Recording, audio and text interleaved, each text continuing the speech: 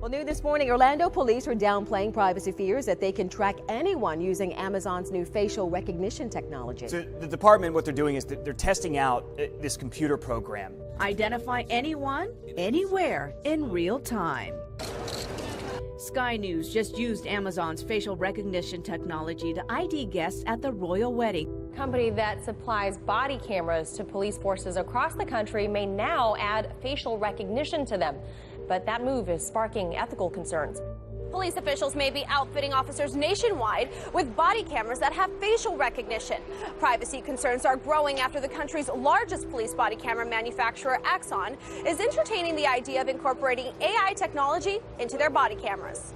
Axon, formerly known as Taser, is the maker of electroshock weapons and body cameras that are used by most major American police departments. The company is expressing interest in adding facial recognition to its body cameras, which would allow officers to scan and recognize faces of potentially everyone they see while on patrol. The government has a library of facial recognition. Oh, yes. A library. Well, the particular tens of thousands. The particular facial recognition we're talking about could take a picture of a couple hundred people at Yankee Stadium and then just type in Maria Bartiromo. Boom! If you're in that picture, there's my picture. There's your, not only your picture, but everything they need to know about you. Yeah, that's what I'm saying. Exactly right. And every place you have been in New York City in the fill-in-the-blank hours preceding the photograph. Orlando International Airport is expanding a program that uses biometric facial scans to verify a traveler's identity.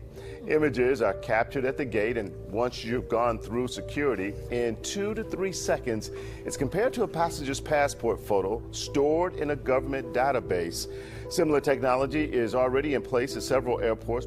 The smartphone uses facial recognition technology to unlock it.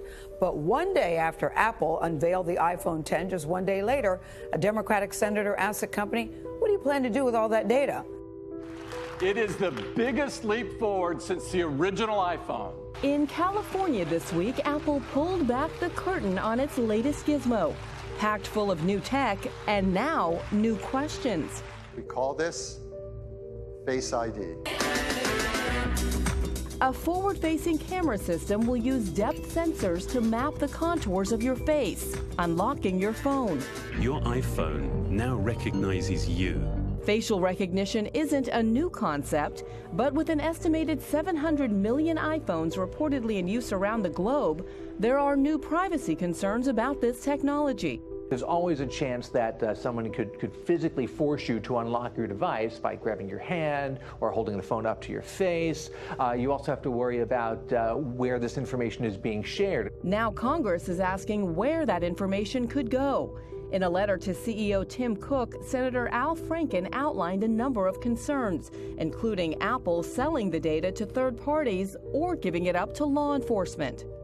The Director of Technology and Civil Liberties for the ACLU of California warns, once a dangerous surveillance system like this is turned against the public, the harm can't be undone. We're blowing the whistle before it's too late. People called for body cameras and all this new technology because they thought it would lead to increased police accountability.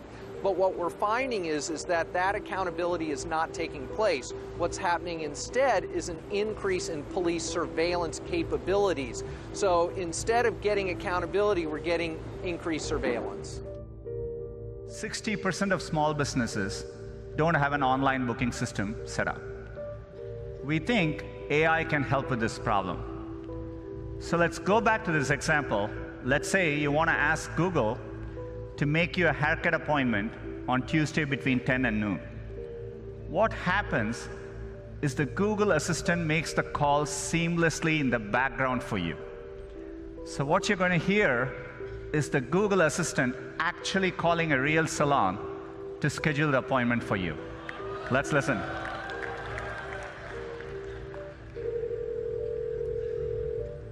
How can I help you? Hi, I'm calling to book a women's haircut for a client. I'm looking for something on May 3rd. Sure, give me 1 second. Sure, what time are you looking for around? At 12 p.m. We do not have a 12 p.m. available. The closest we have to that is a 1:15. Do you have anything between 10 a.m. and 12 p.m.? Depending on what service she would like. What service is she looking for? Just a woman's haircut for now. Okay, we have a 10 o'clock. 10 a.m. is fine. Okay, what's her first name? The first name is Lisa.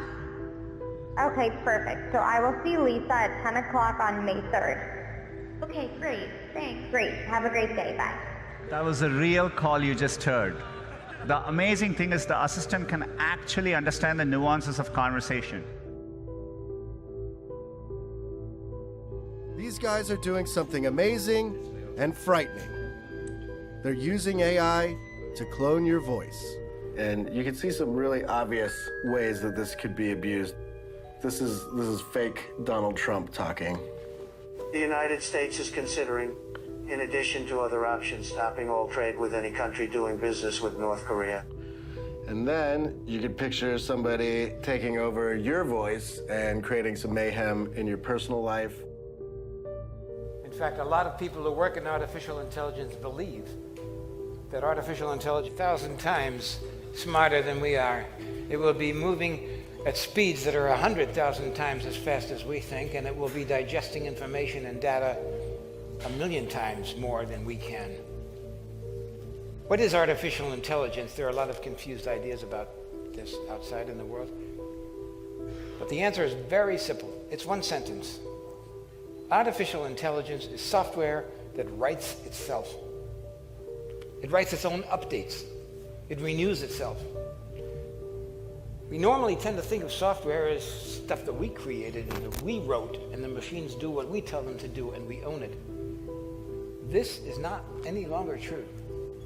It writes itself at speeds that we can hardly comprehend, and people who write it know that you can't take it apart again and figure out what it's done. It writes independently, autonomously. It develops its own way of thinking, and there are dangers associated with that. In HBO's critically acclaimed sci-fi series Westworld, robots fight to free themselves from human control as humans experiment with using these robots to become immortal. For 3 years we lived here in the park, refining the host. Myself, a team of engineers, and my partner. His name was Arnold. He wanted to create consciousness. As the show suggests, the robots have attained a measure of consciousness, the central idea of which has moved from whether consciousness can be artificially manufactured to whether we can preserve human consciousness by printing it onto AI. Do you think it's important to actually know what it is to be human before we jump into AI or AGI and be very clear about that? And secondly, is there a difference between wisdom and intelligence? And can it be very dangerous to have intelligence without wisdom? Can AI have wisdom? Intelligence has nothing to do with morality, and wisdom does.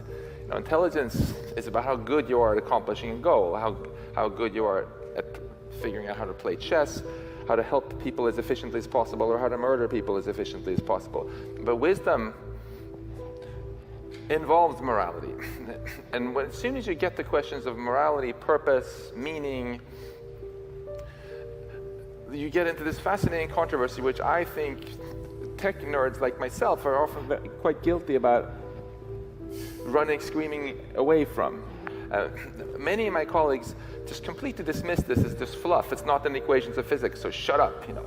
And I just want to push back on that a little bit. Subjective experience is the only logical foundation one can have for morality, purpose, meaning, and so on.